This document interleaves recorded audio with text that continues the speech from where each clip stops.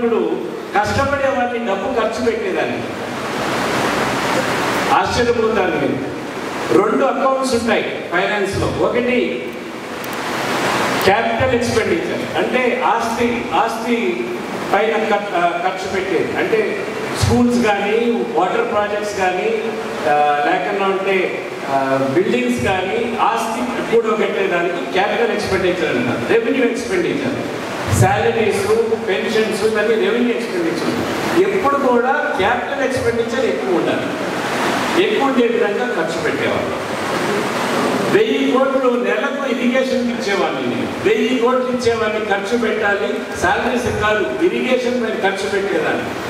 600 కోట్ల రూపాయలు ఆర్డబ్ల్యూఎస్ అంటే rural water supply, Panchayat Raj, R&D 600 కోట్లు నెలకి ఇచ్చేవాడిని.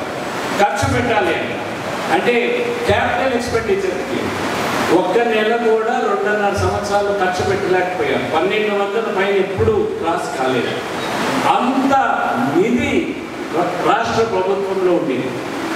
రోసయ్య గారు ముఖ్యమంత్రిగా రిజైన్ చేసినప్పటికీ ఇన్కమ్ మనది 42,000 crores మన స్టేట్ ఇన్కమ్. నేను రిజైన్ చేసినప్పటికీ 84,000 crores, అంటే డబుల్ అయింది రాష్ట్ర ఇన్కమ్.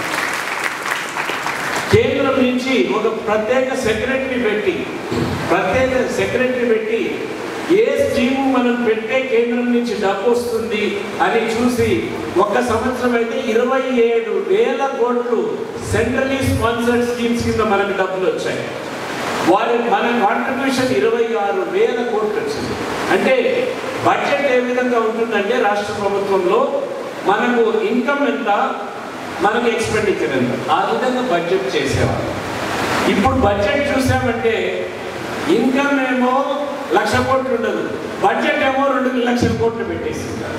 అంటే పూర్తిగా దివాలా పట్టే పరిస్థితి.